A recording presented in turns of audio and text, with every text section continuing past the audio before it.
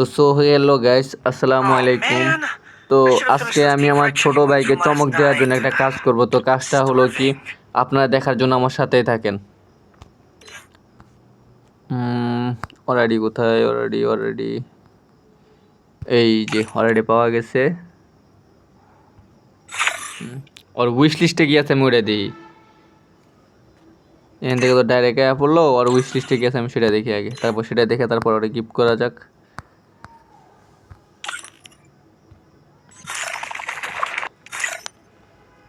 ওর wish লিস্টে এটা আছে, এসকে সাব্বির বসের বান্ডিল। এখনকার প্লেয়ার হয়তো চিনে না ভালোভাবে, কিন্তু ওল্ড প্লেয়ার যারা তারা ভালোভাবেই চিনে।